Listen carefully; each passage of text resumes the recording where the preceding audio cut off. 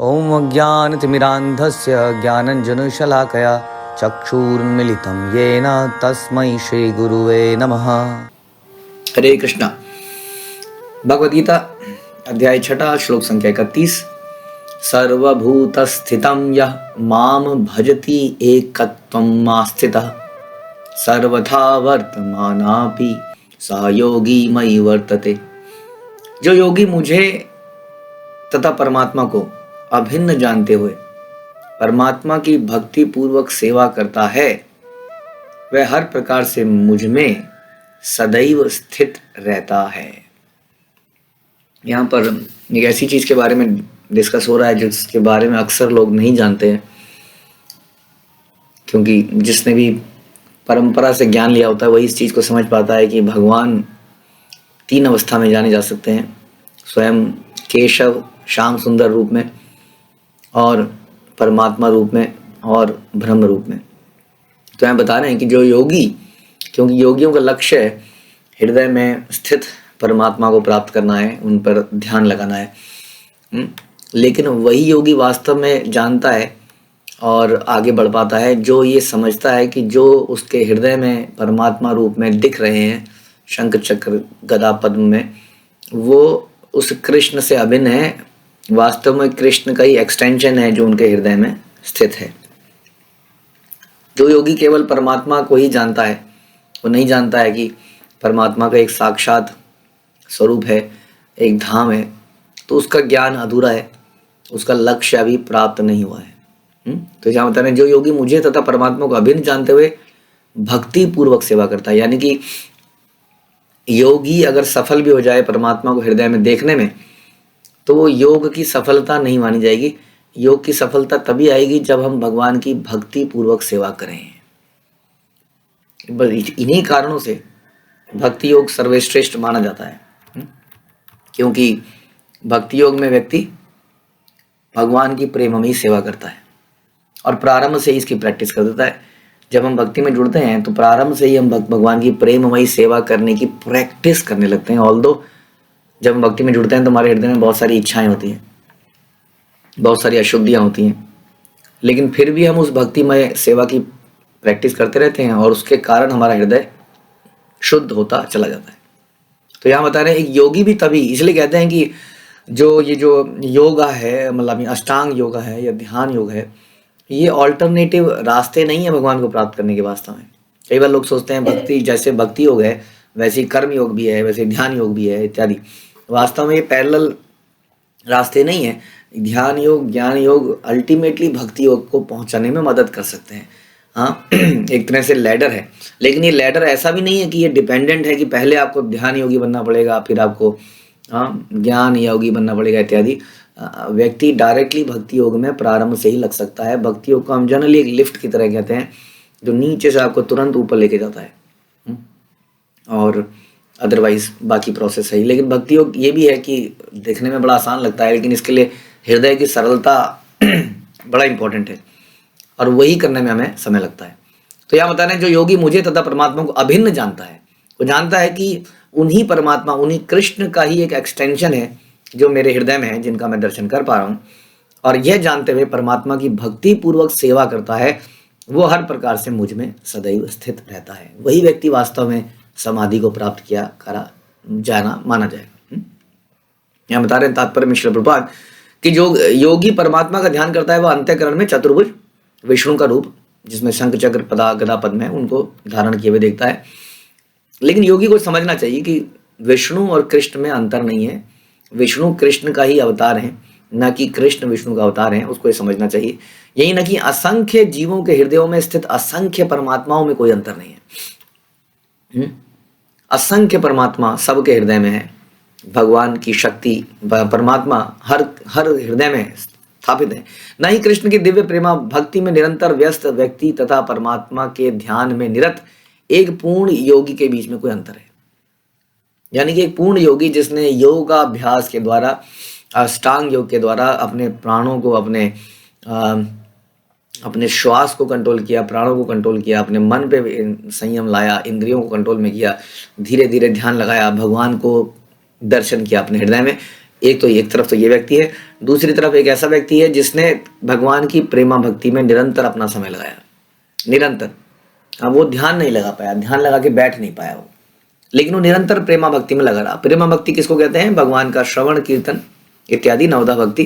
भगवान के नामों का जप, उनका श्रवण कीर्तन, उनकी पूजा करना, उनकी आराधना करना, उनकी ग्लोरिफिकेशन करना, इत्यादि जो भी हमारे 9 भक्ति के प्रोसेस हैं, जो व्यक्ति उसमें निरंतर लगा रहता है वो एक योगी से भिन्न नहीं है। हो सकता है कि उसको पद्मासन में बैठना भी ना आता हो सकता है वो 1 सेकंड के लिए भी नीचे ना बैठ पाए। This all are possible. योगी का शरीर काफ़ी फ्लेक्सिबल और मजबूत होता है, जिससे वो हजारों साल तक योग कर लेता है, which is very good. But भक्ति योग में यह अनिवार्य नहीं कि आप अपने शरीर को इतना सुदृढ़, स्ट्रांग और फ्लेक्सिबल बनाएं। भक्ति योग केवल भगवान की भक्ति, प्रेममयी सेवा करते करते, और प्रेममयी सेवा भी अपने मन की नहीं है, हम जानते ही हैं। नवदा भक्ति की हम बात कर रहे हैं, जिसमें श्रवण कीर्तन मुख्य है। यदि व्यक्ति ये करता रहे, हमने देखा श्रवण किया परीक्षित महाराज ने, और कीर्तन किया सुखदेव गोस्वामी ने, बस इसी विधि से वो भगवान को प्राप्त किए। और दोनों का नाम महाजनों में आता है, 12 महाजनों में से एक है सुखदेव गोस्वामी और एक है राजा परीक्षित। तो इस प्रकार से जो व्यक्ति प्रेमा भक्ति में निरंतर लगा रहता है, उसका और योगी में कोई अंतर नहीं है। योगी बड़ा ग्लैमरस लगता है, बहुत दिव्य लगता है, उसकी शक्तियाँ अपार होती हैं उसको देख के, है ना, लेकिन एक भक्त बहुत ही साधारण व्यक्ति लगता है। लेकिन यहाँ बता रहे हैं दोनों में कोई अंतर नहीं है। कृष्ण भावनामृत में योगी सदैव कृष्ण में ही स्थित रहता है, भले ही भौतिक जगत में वह विभिन्न कार्यों में व्यस्त क्यों ना दिखे, इसीलिए बड़ा साधारण व्यक्ति लगता है। क्योंकि वही, जैसे श्रील प्रभुपाद जो है अपनी फार्मेसी चलाते थे, फार्मेसी में जाते थे, बिजनेस चला रहे हैं, साथ साथ में भक्ति का पालन कर रहे हैं, बहुत भक्तों की मदद कर रहे हैं, जो धन कमा रहे हैं धन को भी बांट रहे हैं। ऐसा नहीं है कि श्रील प्रभुपाद जब 1965 में अमेरिका गए और 1966 में जब इस्कॉन बना तब वो एक महान व्यक्ति बने। प्रभुपाद तो महान व्यक्ति पहले ही थे, लेकिन संसार के सामने इसका उद्घाटन बाद में हुआ। लेकिन बड़े साधारण व्यक्ति लगते थे, बिल्कुल साधारण। तो भले ही भौतिक जगत में वो विभिन्न कार्यों में व्यस्त क्यों ना दिखे, इसकी पुष्टि रूप गोस्वामी तथा भक्ति रसामृत सिंधु में हुई है। यहाँ बताया गया कि कृष्ण भावनामृत में रत रहने वाला भगवत भक्त स्वतः मुक्त हो जाता है। तो ये भक्ति का प्रोसेस इसलिए सरल है, उसके बावजूद इसको करने में दिक्कत आती है, क्योंकि इसमें हृदय की जटिलता को समाप्त करना पड़ता है। बाकी प्रोसेस में जैसे हठ योग हम सुनते हैं, उसमें हृदय सरल हुआ कि नहीं, लेकिन अपने ऐसे तो हालांकि गलत एग्जाम्पल है, लेकिन फिर भी हिरण्यकश्यप भी एक प्रकार का अष्टांग योग कर लेता है, हालांकि उसका योग भगवान से दुश्मनी का है। योगी तो भगवान का ध्यान करना चाहता है, लेकिन बिना हृदय को सरल बनाए भी हम लोग इस प्रोसेस को स्टार्ट करते हैं और इसमें आगे बढ़ते हैं। कई बार इसमें हम भटक जाते हैं, क्योंकि इसमें कई सारी सिद्धियां प्राप्त होती हैं, ऑपुलेंस मिलती है, शक्तियां मिलती हैं, तो व्यक्ति योगी जो है इस रास्ते से भटक भी जाता है। लेकिन भक्ति योगी जो है खास तौर पे ये प्रार्थना करता है कि मैं आपका निम्न दास हूँ, दासों का दास हूँ, इसलिए उसके भटकने के चांसेस कम रहते हैं। यदि वो भक्तों के बीच में रहता है तो भक्त लोग उसको हमेशा याद दिलाते रहते हैं कि आप सर्वेंट हैं, ध्यान रखिए इस बात को, आप सर्वेंट के सर्वेंट हैं। और वो इसी भाव में, सर्वेंट के भाव में भगवान की सेवा करता है, चाहे वो कितना भी बड़ा ऑपुलेंट व्यक्ति क्यों ना हो, कितना बड़ा नॉलेजेबल व्यक्ति क्यों ना हो। इसलिए वो माया से बच जाता है। ध्यान रखिए, माया से वही बच पाएगा जो झुका रहेगा। बाकी प्रोसेस में हो सकता है हमारे अंदर अहंकार आ जाए, लेकिन भक्ति योग हमें नीचे झुकने पे मजबूर करेगा। तो इसलिए यहाँ बता रहे हैं कि वो सदैव कृष्ण में स्थित रहता है। और भक्ति रसामृत सिंधु में भी कहा गया कि, और नारद पंचरत्न में क्या कहा गया, देश काल से अतीत तथा सर्वव्यापी श्री कृष्ण के दिव्य रूप में ध्यान एकाग्र करने से मनुष्य कृष्ण के चिंतन में तन्मय हो जाता है और तब उनके दिव्य सानिध्य की सुखी अवस्था को प्राप्त होता है। योगाभ्यास में समाधि की सर्वोच्च अवस्था कृष्ण भावनामृत है। केवल इस ज्ञान से कि कृष्ण प्रत्येक जन के हृदय में परमात्मा के रूप में स्थित हैं, योगी निर्दोष हो जाता है। केवल इस ज्ञान से ही इसलिए हम कहते हैं कि भगवान को जो तत्व रूप में समझता है वो दोबारा जन्म नहीं लेता है। जो ये जान ही जाता है कि भगवान हम जैसे साधारण व्यक्ति नहीं है, उनका जन्म भी दिव्य है, उनकी लीलाएं भी दिव्य हैं, और जो उनकी इस अवस्था को, इन स्थिति को समझता है और उस स्थिति में रहते हुए भगवान का ध्यान करता है, वो उससे ही शुद्ध हो जाता है। और ध्यान करते रहते हैं यदि हम बार बार भगवान पे अपना ध्यान केंद्रित करते रहते हैं, उनकी लीलाओं पे ध्यान केंद्रित करते रहते हैं, तो हमें भगवान से प्रेम हो जाता है, हमें उनकी गुण पता लगते हैं, हमें अब हमारे ऊपर किए गए उनके उपकार हमें समझ में आते हैं। धीरे धीरे व्यक्ति को जब प्रेम होता है तो रेसिप्रोकेट करना चाहता है, वो कुछ करना चाहता है उस व्यक्ति के लिए, और यहीं से प्रेमा भक्ति चालू हो जाती है। इसके पहले वो नियमों में बद्ध होके करता है। भक्ति में जब व्यक्ति स्टार्ट करता है भक्ति, तब स्टार्ट में उसके अंदर राग यानी कि स्वेच्छा से सेवा करने की इच्छा नहीं होती है, लेकिन क्योंकि वो भक्तों के बीच में रहता है और भक्तों को इतने तन्मयता से भगवान की सेवा में लगा देखता है और धीरे धीरे खुद भी प्रैक्टिस करता है, इससे वो शुद्ध हो जाता है और शुद्ध अवस्था में धीरे धीरे वो भगवान की स्वेच्छा से सेवा करने लग जाता है। उसको जप करने के लिए फोर्स नहीं करना पड़ता, उसका हृदय अपने आप जप करने के लिए करता है कि I must rise wake up early in the morning. हाँ, और इस तरह से भक्ति के एक एक अंग को बहुत सीरियसली लेने लगता है। तो योगाभ्यास में समाधि की सर्वोच्च अवस्था कृष्ण भावनामृत ही है। वेदों से भगवान की इस अचिंत्य शक्ति की पुष्टि इस प्रकार होती है कि यद्यपि भगवान एक तो हैं, किंतु वे जितने हृदय हैं उन सब में भी उपस्थित हैं। न केवल जितने हृदय हैं, संसार के हर कण में भगवान उपस्थित हैं। ये भगवान की अचिंत्य शक्ति है। हाँ, कि विष्णु एक तो हैं लेकिन फिर भी वो सर्वव्यापी हैं। हाँ, तो जो योगी सारे योगी अपने हृदयों में परमात्मा को देखते हैं, वही परमात्मा वास्तव में कृष्ण रूप में अपने गोलोक धाम में नित्यवास करते हैं।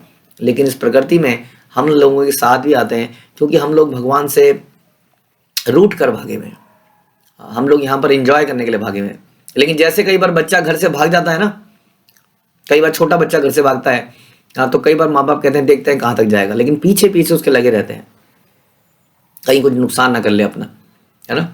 इस प्रकार से उसके साथ साथ चलते हैं। तो उसी तरह से परमात्मा भी हमारे साथ साथ चलते हैं, समय समय पर हमें संतों से मिलाने के लिए प्रेरणा देते हैं।